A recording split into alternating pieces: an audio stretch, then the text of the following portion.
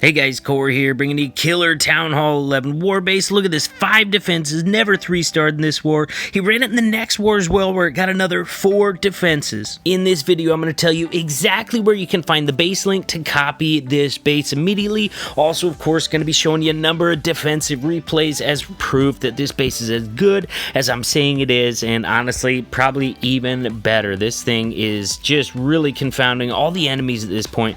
Look at this super wall break, super double wall break into this multi-target Inferno compartment.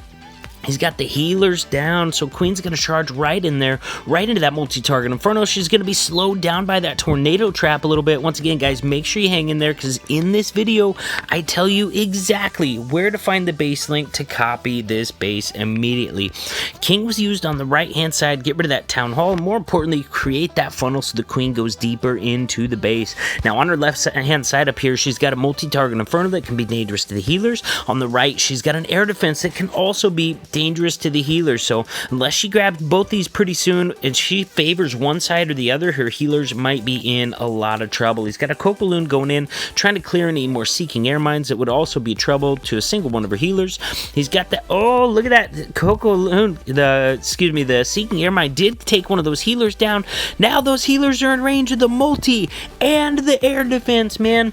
I would say after watching this replay, I would never try to Queen charge from that side again. No way, man. Those healers were in danger from both of those, and they stepped right in range of the multi-target Inferno and the air defense. Both those healers went down so fast, and that's exactly why the Queen went down as well, man. Ended up getting 0 value from that jump spell, because the Queen and healers are all done.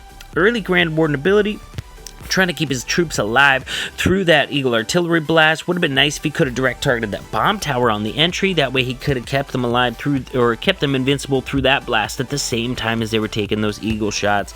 He's got a rage and a heal going in here, you guys, but he just did not get enough value for that Queen charge. Like, not even close to enough, so I just don't think there's enough troops or spells left to get through the rest of this base, alright? He didn't get much value, man. He got like a multi and a few defenses. You know he wanted to get way more than that. He wanted to get that second multi. He wanted to get that Eagle artillery. He wanted to cut in some cleaner pathing for those hogs that came out of the siege barracks, and more importantly, the miners that were coming in with this attack strategy. So he's going to fall well short on this one, guys. He's going to end up with a 72% failure with the Queen charge miner attack strategy. Guys, our next contestant decided he's not even going to mess with the Queen charge part of this after seeing what happened to the other dude's healers. He knows that it's a Hound and the Loon and the CC, which, guys, I gotta mention, if you're using my bases, you should know by now, I do not recommend changing the defensive CC or the traps or Tesla locations. It might be known, but they've also been thoroughly tested. So if you go changing any one of those things, don't come crying to me when this base does not defend the way it was designed to defend, okay? That's all part of what goes into making certain bases defend well. You need different CCs for different bases, and that's the defensive CC that was designed for this one. So because of that, he thinks he's going to take advantage of that by using a mass miner attack strategy. He busts his Queen in on one side to narrow down the path, and sure enough, he's got a very nice narrow path for the miners through the base. Oh, dude is gonna miss. He missed the poison on the Loon. Oh man, the Hound went one way, the Loon went the other. The Loon went for those miners, man, and look at this. This Loon is going to be raining destruction down on the miners and hogs inside this base. Sure enough, got one drop on those CC hogs that were level 10, almost killed them right on the spot. Those wizards come in, take out the Loon before it can do too much damage. So we do have miners running through to the backside of this base, but the Hound was also popped by the wizards in that siege barracks. Now we got pups up. There's no poisons left to take care of them. The warden's not helping, man. He's just following those miners around. And now, first we had the Loon. Now we got lava pups raining down fire on those miners. He's out of heal spells at this point. They're having to spread out for the last little section of the base. They trigger that tornado trap, but of course it does not affect the miners. And guys, there's just not enough miners to get through this base. Nice use of minions over there on the right. There's no more air targeting stuff up, so he's going to get some excellent value for those minions, and this one's going to end up a little bit quite a bit closer than the last one that ended up at a 72%. Guys, this one's going to be ending up at an 86% fail. Friends, our next contestant is going to be using an entirely different attack strategy, but still one that's trying to take advantage of that Hound Loon inside of that CC, guys, and that is going to be the Electron attack strategy, all right? He's trying to come in, looks like he's trying to come in where that sweeper's not going to be messing with him. Let's see if he gets this angle right. It looks like he wants to take out this air defense and the archer tower right there, so that we'll see what kind of pathing that gets him, but if he can sneak in, let's see, where's the town hall? That's going to be tricky, man. It's going to be tricky to sneak in that blimp on the edge of that sweeper range. You can see I've got that sweeper range pulled up for you. If you do not sneak it in beside that sweeper, it's going to wreak havoc on you. And even if you do get the blimp in without messing with that sweeper, that's no guarantee that your E-Dragon Loons aren't going to go over into sweeper range and still have havoc wreaked on them. Let's check out where he plays his blimp. Sure enough, he's trying to stay out of that sweeper range, and he keeps the blimp well outside of that sweeper range. Here we go. We got a clone spell down. Loons are cloned.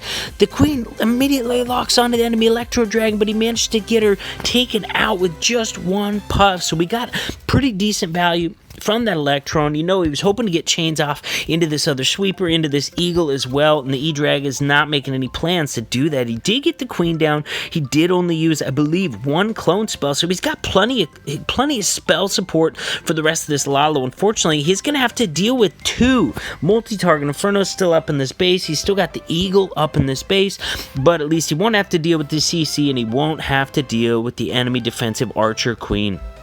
So here we go. He's trying to... Oh, no, he missed an Expo. He missed an Expo. The pathing did not take him into that Expo. He's got, one Loon to the Expo. It dies since that Expo's still up. Expo and Multi are targeting the single one or two Loons that were in there on the Eagle.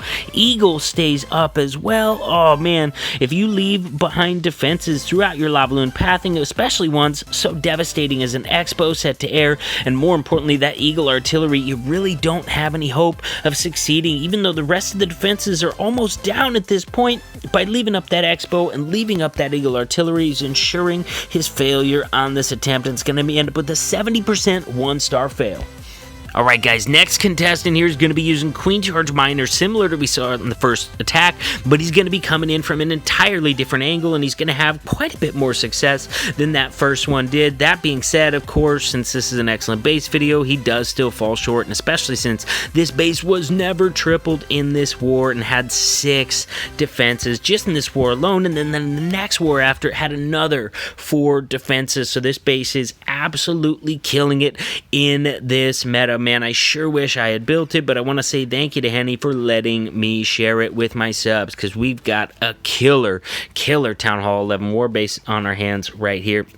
So he's going to queen charge into this side over here. He's going to have access to the Eagle. He's going to have access to the Queen. Now, we do have a Grand Warden. We got Expo. We got the Queen right there.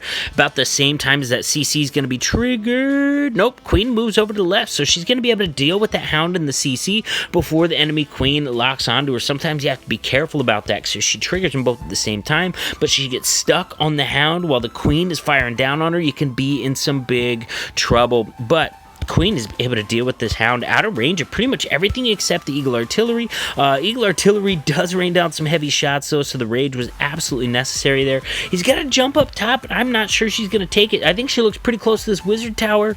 Is she going to go maybe for the Sweeper instead, though? Looks like she's closer to that Sweeper next. He's going to get his Miners in on the bottom. That way that Wizard Tower does not tempt the Queen, but he immediately loses his healer to the Miners. Oh, man, those healers. He uses Queen ability to get that enemy Queen taken out, but she's got no more healers, so she's going to go down very soon after that without really getting full value out of that jump spell. Healers are on the Miners, but he's already down to 2 healers because they immediately started taking shots from the multi-target Inferno, air defense over there, and seeking air mines. But 2 healers on Miners is better than no healers on Miners, so he's still got a shot moving throughout the base. Now, worth noticing, he did have the front section of this funnel established pretty clearly, but look at the backside. He's still got a ton of defenses left out here, or excuse me, a ton of buildings left out here because he's going to lose a large group of Miners out to the left-hand side of the base, leaving only a very small group into the core, and that core group there is a little smaller than it needs to be. It's taking shots from all sides, and because of that, It's gonna get stuck. Oh, look at that double spring trap. Are you kidding me? That was a spring trap between a defense and a storage. That spring trap's not even gonna be effective for hogs, but for miners, it's gonna be deadly because they target any structure in there, not just defenses. Oh my gosh. We got that group finally coming through. The group that he lost on that left-hand side of the base are the only reason that he gets so close on this base, because the other miners in there went ahead and died, took out some defenses, took out the traps, so we got some much higher health miners coming in here on the backside, but even they are starting to lose out to attrition because we still got an archer tower. Now all we got left is 2 Teslas, a wizard tower, and a Grand Warden platform, but guys, leaving defenses left up on the board, not enough steam to get through this attack. Now, guys, our last contestant is going to be yet another Electron Lava Loon attack strategy, and honestly, this one ends a lot like the other one did, but he's using a Stone Slammer to come in, get that pathing that he wants here. He's still staying outside of the range of that sweeper, or is he? Where's that E-Dragon going to go next? How much damage? Oh, the E-Dragon busts off to the left.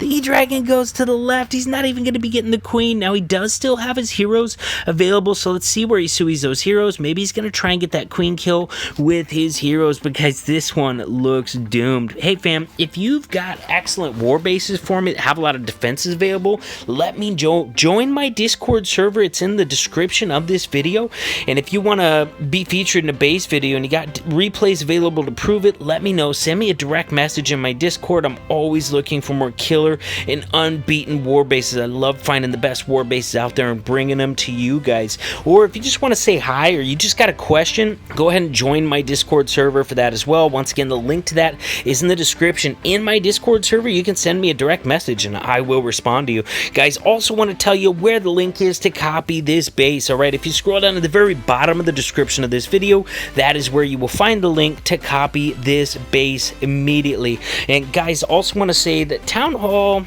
11, I guess WHF doesn't really need any more of those right now. It said we got plenty of Town Hall 11s, but if you're a max or near max Town Hall 11, you got some skills and you're looking for a clan that's going to appreciate those skills, since WHF's already full, my other clan's also taking Town Hall 11s, guys, and also plays in competitive wars. That's going to be Royal Redcoats. The link to either their Discord recruiting server is in the description below.